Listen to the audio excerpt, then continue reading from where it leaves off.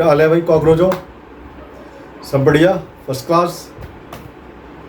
देखो, आज मैं आप लोगों से रूबरू हो रहा हूँ और इसका यार कारण तो देखो सीधा सा ये है कि देश के अंदर जो घटनाक्रम लगातार घट रही है ना, वह बड़े बड़े महानुभवी लोग हैं, बहुत बड़े बड़े पत्रकार हैं और बुद्धिजीवी लोग हैं। हमारे समाज में कमी नहीं है बुद्धिजीवियों की, लेकिन फिर भी मैं भी अपनी तरफ से एक छोटी सी कोशिश कर रहा हूँ और आप लोगों का इस देश के अंदर जो बड़ी तेज़ी के साथ कई घटनाएं घटती जा रही हैं और सरकारें हमारे साथ जो है वो आंख मिचौली का खेल खेल रही है। जब तक हम एक घटना को सही से समझने की कोशिश करते हैं तब तक एक दूसरी घटना हमारे सर पर लाकर खड़ी कर दी जाती है और आम जनमानस जो है वो समझ नहीं पा रहा कि आखिर हो क्या रहा है, करना क्या है हमें, कौन से मुद्दे समाज के अंदर महत्वपूर्ण है और कौन सा मुद्दा हमारे लिए महत्वपूर्ण नहीं है। क्योंकि हमारा देश जो है वो 140 करोड़ या 150 करोड़ के आसपास की आबादी हो गई, तो हमारे पास संख्या बहुत है और सरकार जो है यही हमारे साथ खेल खेलती जा रही है। मैं इस बीजेपी सरकार की जो शुरुआत हुई थी 2014 में, तो मैं भी अपने फरीदाबाद के क्षेत्र के अंदर एक्टिव हुआ था और उस दौरान हम अपने क्षेत्र के बहुत से नेताओं से मिले। उस वक्त हमें ऐसा लगा कि भाई बीजेपी के अंदर जो ये अपना नरेंद्र मोदी जी आए हैं, ये इस देश की बात कर रहे हैं, इस देश के युवाओं की बात कर रहे हैं, इस देश की किसानों की बात कर रहे हैं और लगभग हर एक सेंसिटिव मुद्दे पर ये अपने आप को प्रेजेंट कर रहे थे।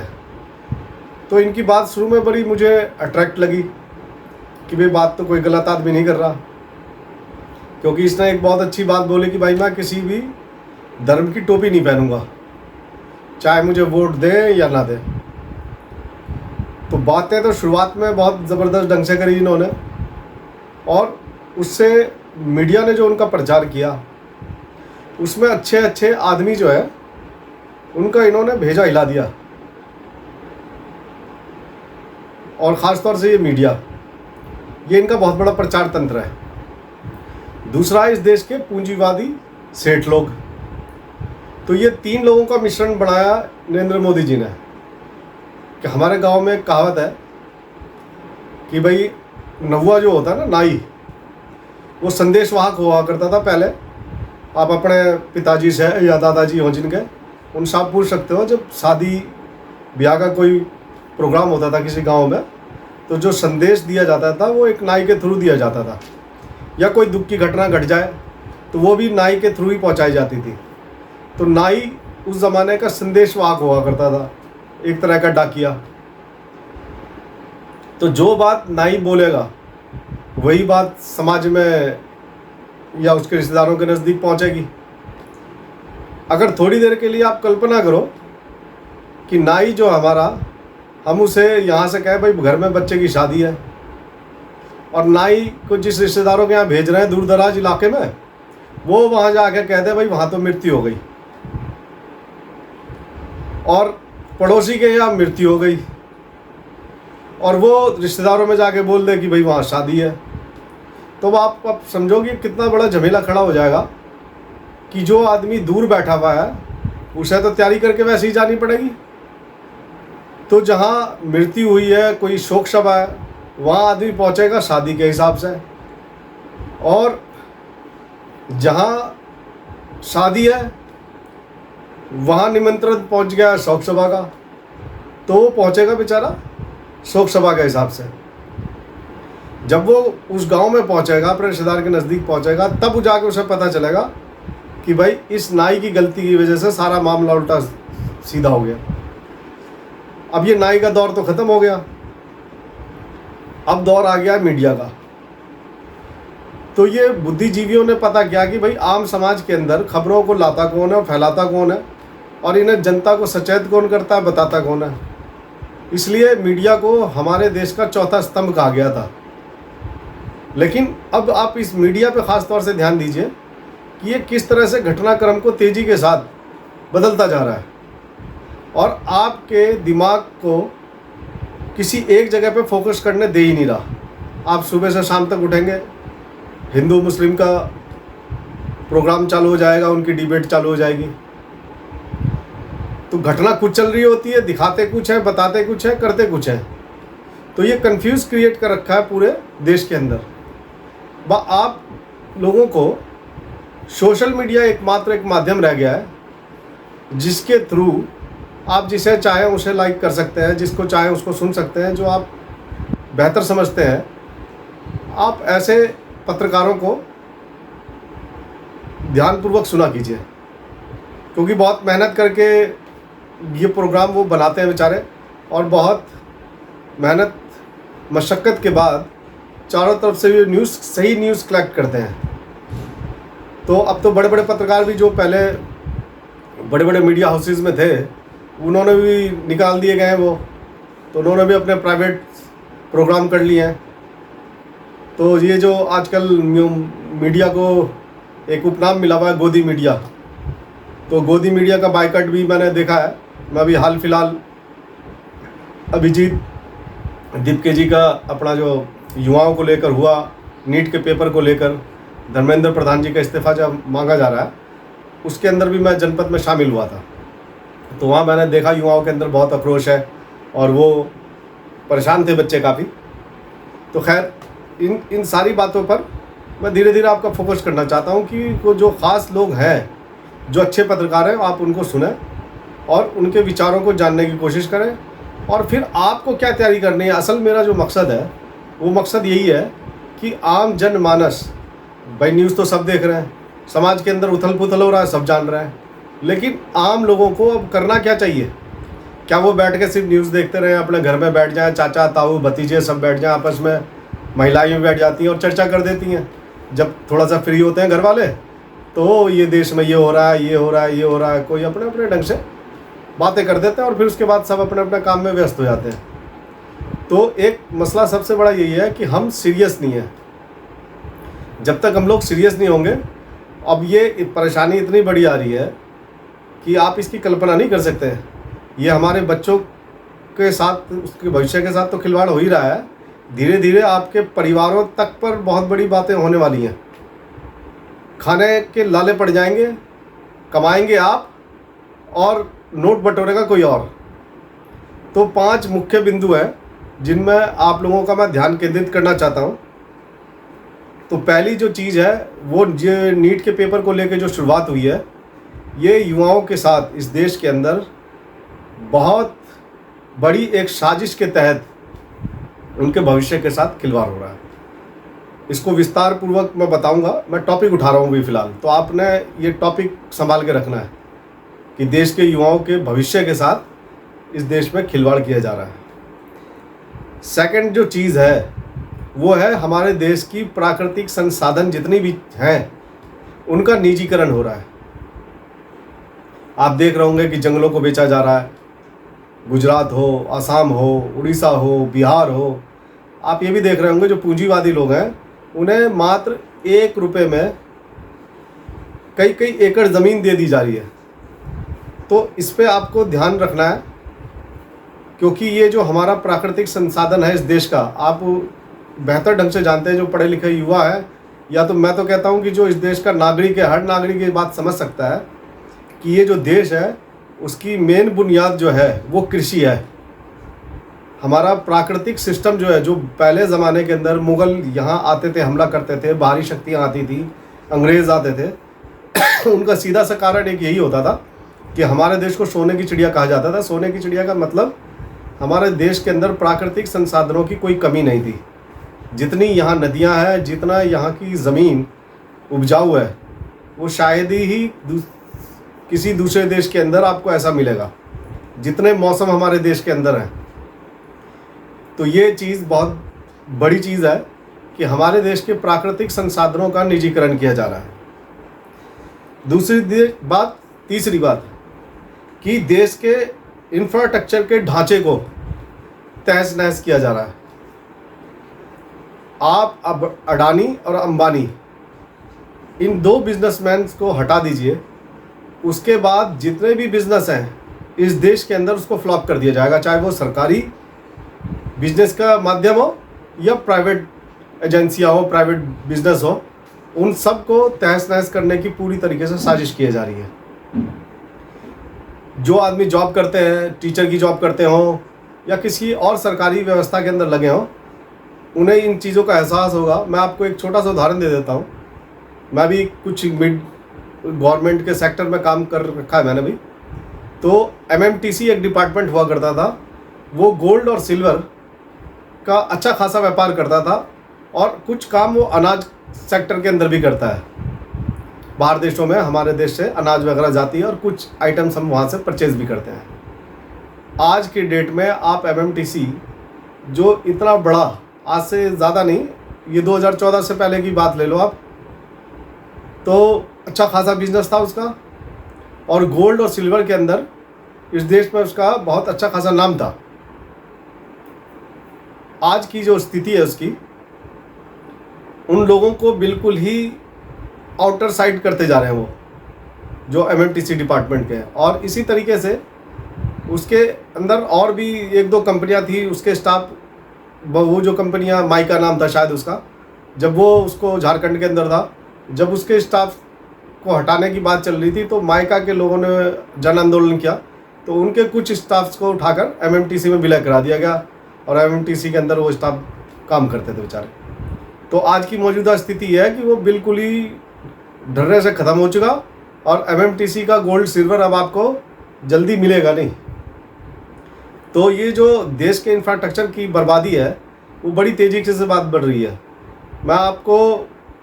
मैं भविष्य करता नहीं हूँ, ठीक है ना भाई, लेकिन आपको ध्यान रखना है इन चीज़ों का। आप LIC देख लीजिए, हमारे देश के अंदर बहुत बड़ी एक कंपनी है सरकारी, और आम जनमानस के लिए तो बेचारी LIC बहुत ज़रूरी चीज़ बनती जा रही थी। हर आदमी LIC अपना करवाता था और जीवन में और जीवन के बाद भी उसने बहुत से लोगों का योगदान किया है। लेकिन आज की डेट में उसके ऊपर भी सीधा सीधा चोट मारा जा रहा है। ये आपको आने वाले समय में दिख जाएगा कि LIC के ऊपर भी बहुत बड़ा खतरा आने वाला है। यहाँ तक कि कुछ सरकारी बैंक्स जो थे वो भी बर्बादी के कगार पर है। अब ये जो आप हमारे देश में जो हिंदू मुस्लिम की राजनीति चल रही है ना, धीरे धीरे बढ़ता जा रहा है समाज के अंदर। जो हमारे युवा है उनसे मैं ख़ास तौर से गुजारिश कर रहा हूँ कि भाई अपनी आंखें खोलो, अंधभक्ति छोड़ दो। नहीं तो ये जो आफत आ रही है ना, ये ऐसा नहीं है कि सिर्फ कुछ खास समाज के वर्गों को लपेटेगा। आप ये देख लो कि जो लोग थे, है ना, उन लोगों पर अब खतरा धीरे धीरे बढ़ता जा रहा है। शालीमार बाग की घटना आपने देखी होगी, और ऐसे ही हिंदुस्तान में कई जगहों पर, खोड़ा कॉलोनी है अपनी फरीदाबाद हरियाणा के अंदर, 10,000 मकान टूट गए थे यहाँ पे। तो गरीब लोगों को बिल्कुल तबाह कर दिया भाई। जो झुग्गी झोपड़ी या किसी ने अपना छोटा मोटा साधन लेकर कोई काम करना चाहा, कोई रोजगार करना चाहा, तो उन नीचे के लोगों को बिल्कुल ख़त्म करते जा रहे हैं। तो इंफ्रास्ट्रक्चर को बर्बाद करने की पूरी तरीके से साजिश हो रही है। देश की शाख जो हमारी इमेज थी उसको भी धीरे धीरे धक्का पहुंचता जा रहा है। आपने देखा ही होगा कि अमेरिका से हमारे यहाँ तो इतना गुणगान कर रहे थे ट्रम्प के लिए, मोदी जी ने उन्हें खुद गए और उनके लिए कहा कि अब की बार ट्रम्प सरकार, है ना, और वो बहुत ज़्यादा उनका योगदान दिया, क्योंकि अमेरिका के अंदर गुजरात के बहुत लोग हैं और बाकी देशों, अपने देश के कई राज्यों के लोग वहाँ बहुत अच्छे सेटल हैं। तो उन इंडियंस के अंदर एक मोदी जी का तो प्रभाव था ही, उस वक्त हो रहा था उनका। तो उन्होंने जिस तरफ इशारा कर दिया उस तरफ पब्लिक हो जाती थी। लेकिन ये पहली बार हुआ किसी देश के अंदर, ख़ास तौर से हमारे देश में, कि हमने किसी देश के चुनाव में अपनी भागीदारी कर रहे हैं हम। अरे भैया, ये वहाँ का मामला, अमेरिका का मामला, हमने क्या करना है? जो जीत का आएगा, हम तो, हमारी विदेश नीति तो ये कहती है हम उससे काम करेंगे, व्यापार करेंगे हमारा। लेकिन किसी देश में अभी चुनाव हो रहे हैं और आप प्रचार करने जा रहे हो। अब आप मुझे ये बताओ, छोटी सी बात मैं पूछता हूँ, अपने जो भी बीजेपी के जो कट्टर लोग हैं ना, उनसे एक सवाल पूछता हूँ कि भाई हमारे देश में मोदी जी 3 बार चुनाव लड़ लिए 2014 से, है ना। तुम ये बताओ भाई मुझे कि कौन से देश का राष्ट्रपति हमारे देश में आ गए उसने कही कि अब के बार मोदी सरकार, बोला किसी ने?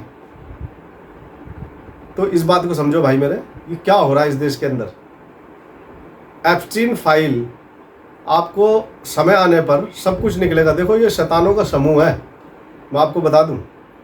ये जो 3 साल के बच्चों को, उनको डर और भय का माहौल देते हैं, उनका मर्डर करते हैं, उनके साथ रेप करते हैं, यौन उत्पीड़न होता है उनका।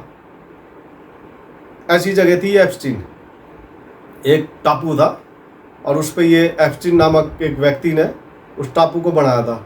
और आप सोच के देखो, कल्पना करो यार मेरे, है ना। अभी ये समुद्र में एक जहाज हमारा मार दिया अमेरिका ने, और उस जहाज के अंदर हमारे 3 देश के युवा सिपाही मर गए।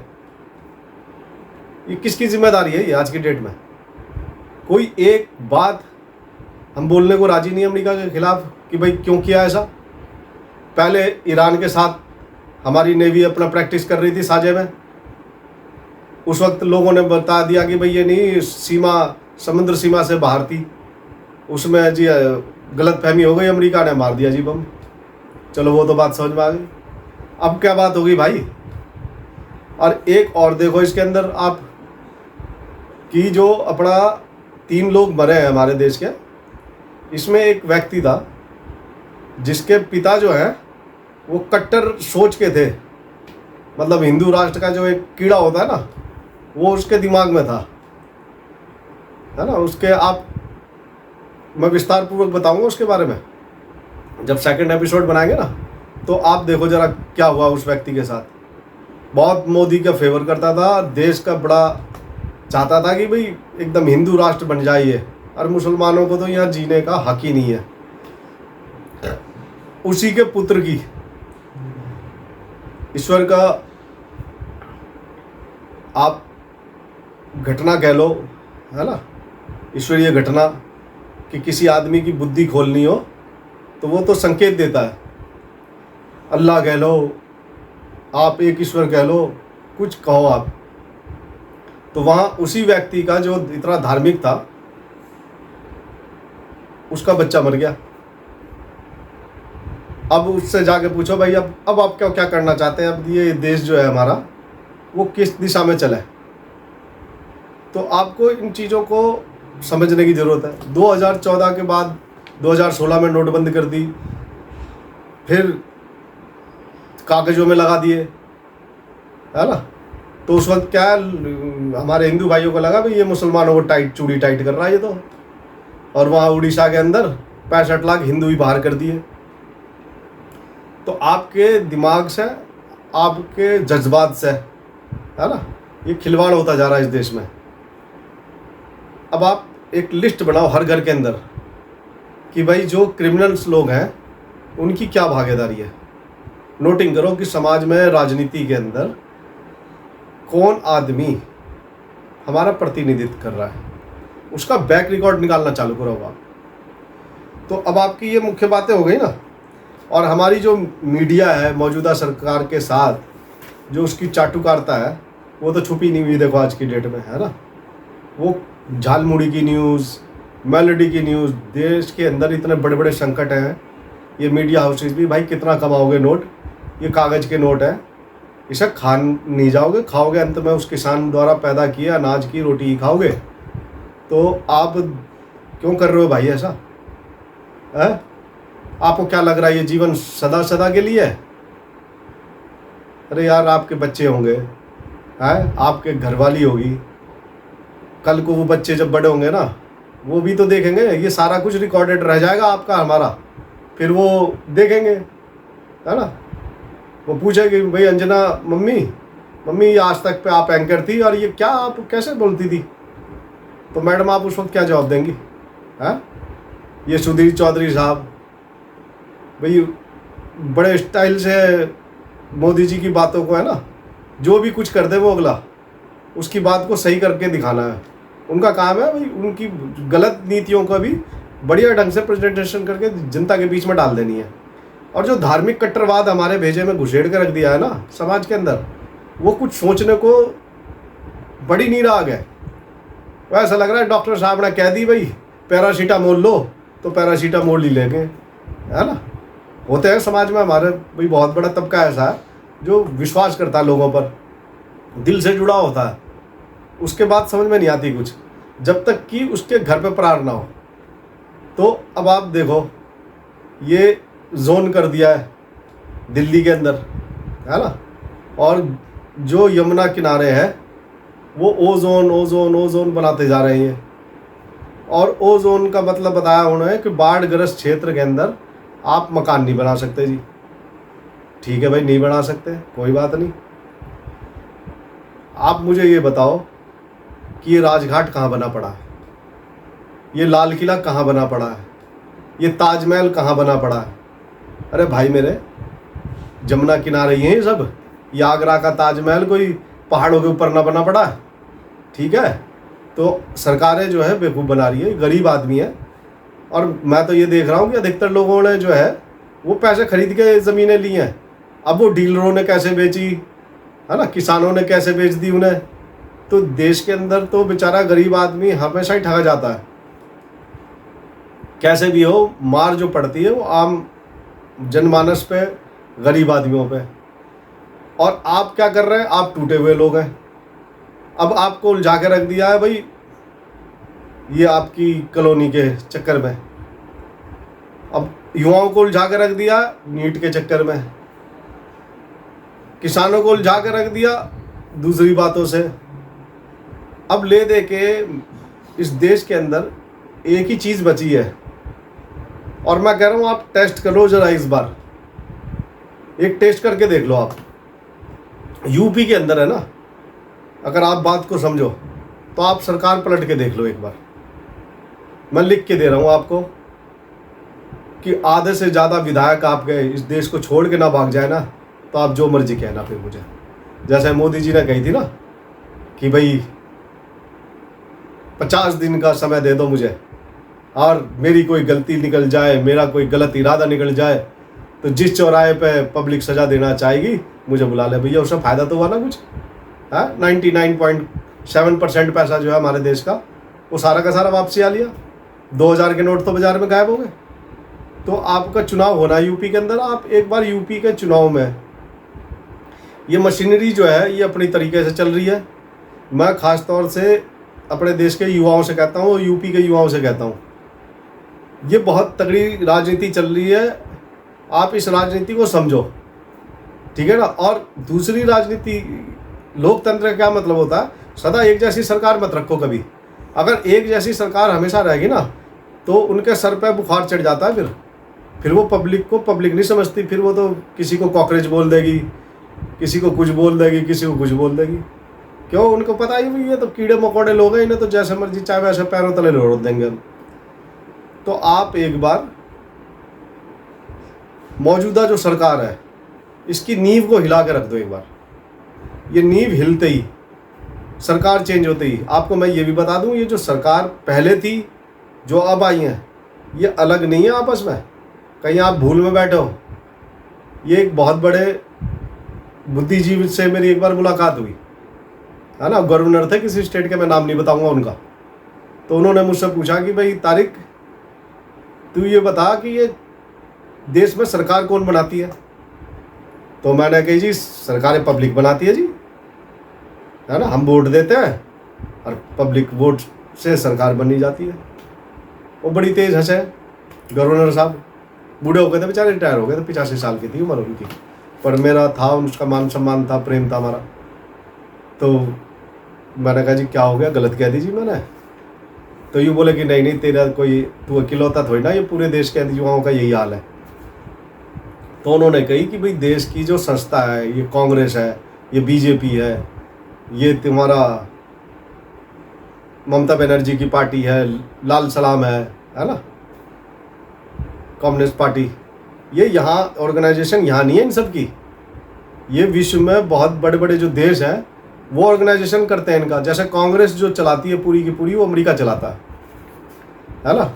और ये जो आप आरएसएस देख रहे हो और बीजेपी देख रहे हो ना, ये बहुत एक छोटा सा हिस्सा है जर्मनी का। ये जर्मनी के अंदर जो हिटलर था ना, नाजीवादी ताकतें, ये उनकी देन है। ये जो पढ़े लिखे लोग हैं इस देश के अंदर, युवाओं से खासतौर से मैं भाई आपसे हाथ जोड़ कर अनुरोध कर रहा हूँ, और पत्रकारों से जो प्राइवेट चैनल चलाते हैं, ज़रा आप इस पर फोकस तो करो इन बातों पे। और ये जो मार्क्सवादी पार्टी है, लाल सलाम हमारे देश के अंदर जो गरीबों के हित की पार्टी बनती है, इसका ऑर्गेनाइजेशन चाइना करता है ना। तो आपके देश के अंदर रणनीति नहीं बनती। अब महात्मा गांधी का ज़माना ख़त्म हो चुका भाई मेरे, नेहरू जी का ज़माना ख़त्म हो गया, उसके बाद सरकारें आई और गई, लेकिन इनका ढांचा कहाँ से हो गया, ये पूंजीवादी ताकतें कहाँ से जुड़ती हैं, ये सारा कुछ आपको समझने की ज़रूरत है। अब आपको अभिजीत दीपके और उस जैसे युवाओं का साथ देना पड़ेगा। खासतौर से दिल्ली में जब प्रदर्शन होगा ना 20 तारीख को, तो मैं अनुरोध कर रहा हूँ आपसे कि 20 तारीख में युवा तो होंगे ही, जितने ओजोन वाले हो अपने घर से निकलो, डरो मत किसी से, कुछ नहीं उखाड़ पाएगी जीवन क्या सड़ा, है ना। 65, 70, 75, 80, 90, 100 इतना ही है, इससे ज़्यादा कुछ भी ना झुंझुना बजाएगा तुम्हारा किसी का। कुछ भी ना करोगे तब भी मरोगे, और कुछ करके मरे तो अपने आने वाली नस्ल को कुछ सीख दे के जाओगे। तो मरने से, विद्रोह करने से और सरकारों की नीयत पे सवाल उठाने से हिचको मत। बहुत मेहनत से पैसा लगाया तुमने, है ना। ये ओजोन की आड़ में धीरे धीरे धीरे धीरे इस दिल्ली को पूरा साफ करेंगे। और जहाँ जहाँ शहर है ना, ये नहीं कि सिर्फ दिल्ली, जितने भी बड़े हमारे राज्य हैं और उन राज्यों के अंदर जो शहर हैं, उन शहरों की ज़मीन को हड़पने का प्लान है। जो गांव देहात हैं उनके अंदर जो जंगल्स हैं उन्हें तबाह करने का प्लान है। तो हर आदमी की जिम्मेदारी है आज की डेट में कि आप मौजूदा सरकार को सिर्फ हिला के देख लो एक बार, इसको एक बार अपनी स्थिति से भगाने पे मजबूर कर दो इसे, ठीक है ना। ये जो हमारे सुप्रीम कोर्ट के माननीय जज हैं जो हमें कॉकरोच बता रहे हैं, हमारी टैक्स के पैसों से खा रहे हैं, उनकी तनख्वाह कहाँ से मिलती है भाई, है ना। चलो युवा बेरोजगार है, उनका बाप तो बेरोजगार ना है, वो तो कहीं ना कहीं नौकरी कर रहा है, उसने तो 2 पैसे जोड़ के अपने बच्चों को पढ़ाया है कि भाई कल को मेरा हाथ बनेगा, ये मेरी रीढ़ की हड्डी बनेगा, मेरे परिवार का सहारा बनेगा। और वो बच्चे भी बेचारे बहुत सोच समझते हैं कि भाई कैसे भी करके हम करें। तो ये युवा पीढ़ी जो है ना, वो ध्यान नहीं देती इन बातों पे। यार क्या बकवास है साड़ा, हमें तो मज़े ले रहे हैं। बेटा ये मज़े तभी तक है जब तक तुम्हारा बाप कमा रहा। जिस दिन तुम्हारे बाप की आर्थिक स्थिति खराब कर दी इस देश के अंदर, फिर सोचो तुम ये जिम कहाँ से करोगे, ये सन ग्लासेज, ये चश्मे, ये म्यूज़िक सिस्टम, ये मोबाइल, है ना, ये कहाँ से लाओगे फिर। तुम डिपेंड तो अपने पिताजी पे ही हो। जरा बैठ के 10 मिनट 20 मिनट पिताजी से अपने बात भी कर लिया करो बैठ के। बेटा अपनी माँओं से पूछो जो तुम्हारे लिए रोटी बेलती है ना, और अपनी बहनों से पूछो जब वो कॉलेज जाती हैं या कहीं जाती हैं तो उन्हें इस देश के अंदर कैसा महसूस हो रहा है। तो समाज जो है ना, ये खाली मोबाइल पे अंगूठे का जोर दिखा के टिक टिक टिक टिक टिक करके, पबजी नहीं है दुनिया भाई मेरे जो पबजी में उलझे पड़े हो, है ना। मैं युवाओं से कह रहा हूँ, ये तुम बहुत समझदार हो, क्योंकि मैं उस जनपद पे जब गया था ना मैं, तो मैंने युवाओं से जब मिला और उनकी सोच देखी, मैं हैरान रह गया। क्योंकि पढ़ा लिखा तबका एक जब बात करता है कुछ, तो उस बात के पीछे हवा में नहीं बात कर देता, तथ्यों के साथ बात करता है। पूरा रिकॉर्ड निकाल के रख रखा उसने अपने माइंड में, इस फिलॉपी में। बच नहीं सकती ये सरकारें। अगर वो एक इस देश का पढ़ा लिखा बच्चा भी आकर खड़ा हो जाए ना, तो इनकी हवा टाइट हो जाएगी। और इस देश की आर्मी से भी भाई अनुरोध है, हाथ जोड़ गए, है ना। इस देश की आखिरी जो है ना ताकत, वो आप ही हो, पहली ताकत भी आप ही हो। आप कोई हमसे हटके तो नहीं हो। जब इस देश पे कोई बहुत बड़ी विपदा आएगी तो आप क्या ऐसे ही मुंह देखते रहोगे। आप एक बार सरकार के अंदर जो ये घुस गए ना, ये जो सीजेपी जो बनाया कॉकरोच जनता पार्टी, और जिसने हमें ये नाम दिया है, ये लोग भाई ऐसे ही नहीं आगे इतने ऊंचे पदों पर। सरकार का पूरा उनके पीठ पे, उनके सर पे हाथ है, तभी जाके ये कुछ भी बक रहे हैं।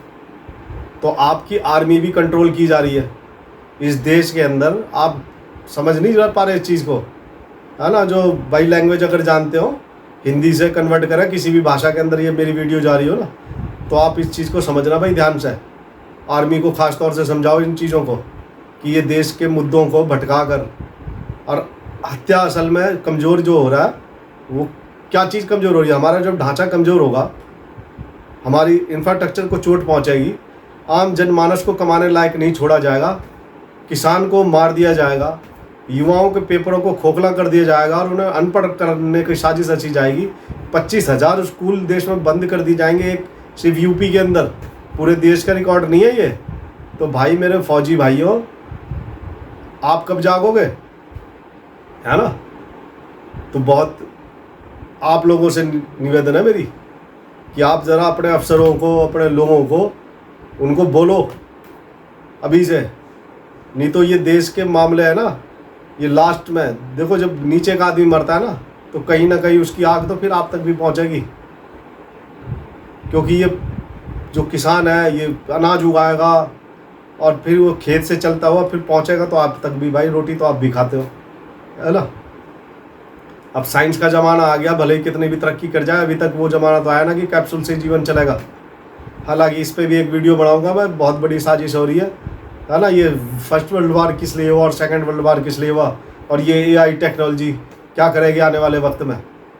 तो फिलहाल तो इन सब बातों के लिए अभी कोई विशेष मामला नहीं है। मेरा मेन फोकस जो है वो हमारे देश के अंदर जो तेज़ी से बदलते हालात हैं उसके ऊपर है। तो आप आंदोलन करो, जन आंदोलन करो, गांधीवादी नीतियों के साथ आंदोलन करो। मैं नहीं कह रहा कि भाई कूट दो किसी को पकड़ के, ना, बिल्कुल नहीं करना भाई ऐसा। हम इस देश में गांधी की नीतियों पे चलेंगे, और गांधी जी ने हमें दिखा दिया कि तुम सिर्फ बोलकर, भूखे रहकर भी बड़े से बड़ी ताकत को हरा सकते हो। तो भाई मैं अपने ख़ास तौर से सीजेपी के युवाओं से और दिल्ली के लोगों से और दिल्ली के आसपास के लोग, जितने लोग हैं, पूरे देश के ही समझ लो, राज्य के लोगों से ये अनुरोध कर रहा हूँ कि इस सीजेपी को जहाँ जहाँ पहुँचे ये सीजेपी, आप इसे अपनी ताकत दे के देखो एक बार। जनता पहुँच जाओ वहाँ और बोले भाई ये बच्चे जो है हमारे बच्चे हैं और इन्हें हमारा पूरा सपोर्ट है। और अक्लमंद लोगों को इशारा काफ़ी होता है कि जब बच्चा बीमार पड़ता है, अपने घर में मान लो कोई बीमार पड़ेगा और उसकी तबीयत कुछ ज़्यादा ही सीरियस हो जाए, तो भाई छोला छाप डॉक्टरों को नहीं दिखाया करते, फिर स्पेशलिस्ट होते हैं, फिर उन डॉक्टरों के पास जाया जाता है कि सर आप अपनी राय दो जरा, हमारे बच्चे के तो जीवन मृत्यु का सवाल हो गया। और जब वो डॉक्टर वहाँ से उसको मौत के मुँह से निकाल लाता है ना, तो फिर वही गरीब आदमी कहता है कि भाई आप तो भगवान हो, फरिश्ते हो, बोलते हो। क्यों?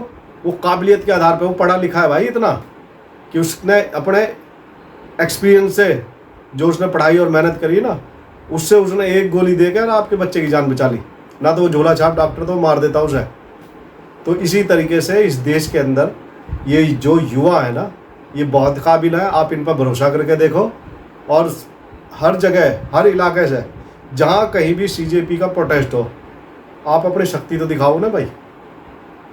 आपने कुछ नहीं करना, आपने भीड़ बना के जाके खड़े हो जाना। वहाँ कई गोदी मीडिया आएंगे, उल्टा सीधा सवाल करेंगे, आपके मुंह से कुछ बात निकालेंगे, समाज के अंदर गलत फहमियाँ डालेंगे। ये बेचारे 5,000, 10,000, 50,000 रुपये, है ना, लाख लाख रुपए का पैकेज, 10 लाख, 50 लाख का पैकेज है, जिसका जितना बड़ा पैकेज है वो उस हिसाब से दलाली कर रहा है। तो आप चुप न रहना है, आपने बोलना नहीं, आपने जवाब नहीं देना। भाई हम तो नहीं जानते, हम सीजेपी को यहाँ अपना सपोर्ट करना है, इतना कह के और आप माइक छोड़ दो और उस बच्चे को आगे करो जो उनका जवाब दे, टक्कर दे उन्हें, है ना। बहुत बच्चे, असंख्य बच्चे हैं हमारे देश में, 65% आबादी है इस देश में युवाओं की। ये तो हमारा मुकद्दर है। हमारे देश के बच्चे इतने होनहार है और उन्हें कॉकरोच बता रहे। आप खुद से फील करके देखो, आपके बच्चे को ये गाली है एक तरह की, है ना, गंदी नाली के कीड़े ना कहकर। जो पता आपको कहाँ रहता है कॉकरोच? मेरे से अच्छा जानते होगे यार, इसे बताने की ज़रूरत तो है ना। लेकिन दूसरी बात एक बार और बता दूं आपको, कॉकरोच कह तो दिया अपने माननीय जज साहब, है ना, लेकिन ये कॉकरोच ही एक ऐसा जीव है जो धरती की शुरुआत से और धरती के अंत तक टिकेगा। बहुत मजबूत होता है कॉकरोच, नस्ल भी बढ़ाता है अपनी बहुत बढ़िया ढंग से, और जो प्राकृतिक समावेश होता है ना ये, उसको अपने ढाल लेता है वो। तो भैया ऑल द बेस्ट। मेरी बात अगर आपके समझ में आई हो तो इसे ज़रा आगे बढ़ाओ, ठीक है ना, और इस देश को बचाने में अपना योगदान दो भाई मेरे। ये वक्त जो है आपकी हमारे एक दूसरे का हाथ पकड़ने का, ये हिंदू मुस्लिम से बचो, कुछ भी नहीं रखा इसमें। आपकी जिसकी जैसी इच्छा हो वो वैसे चलो, ठीक है ना। भगवान कोई नहीं आ रहा ऊपर से नीचे लड़ने के लिए कि तू मेरा भक्त है और तू मेरा अनुयायी है या तू मेरा बंदा है, कोई नहीं आएगा। अपनी बुद्धि और विवेक और अपने दिल से समझो इन बातों को। आपने करना क्या है, आप सही रास्ते पर सही चलते रहो अपना, आपके रास्ते से दूसरे को किसी को तकलीफ नहीं होनी चाहिए बस, है ना। सिस्टम में ये चीज़ रखो आप भाई, ठीक है तेरा धार्मिक सोच है, चल अपने आप, कोई बात ना, भाई है हमारा वो भी, चाहे हिंदू हो, चाहे मुसलमान हो, चाहे सिख हो, चाहे ईसाई हो, कोई भी हो। ये चीज़ें बाद की हैं, आपके मामला ईश्वर के साथ आपका अपना है। अगर जो हमारे यहाँ मुसलमानों में कहते हैं ये जो सवाल जवाब होंगे ना, ये मरने के उपरांत होंगे कि आपने धरती पे आपको मानव जीवन मिला था, आपने उसका कैसा उपयोग किया और कैसे नहीं किया। तो मरने से पहले अपने सिस्टम को तो ठीक करो यार, और इतना भी डरो मत जीवन में कि पहली गोली लगे मेरे यहाँ के लगेगी। अगर तुम्हारे बहुत से एक्सीडेंट देखे मैंने, है ना, और अब कई यार दोस्त मेरे निकल लिए बेचारे। तो ये मुकद्दर से कोई जीत नहीं सका इंसान, जिसकी जहाँ मृत्यु होनी है वहीं होती है ना, कितना भी भाग लो। तो जलील होकर मरने से अच्छा है कि खुददारी की मौत मरो भाई, मैं तो ये कहता हूँ। बहुत बहुत धन्यवाद भाई, और CJP ऑल द बेस्ट, ठीक है ना। युवा जिंदाबाद, हिंदुस्तान जिंदाबाद।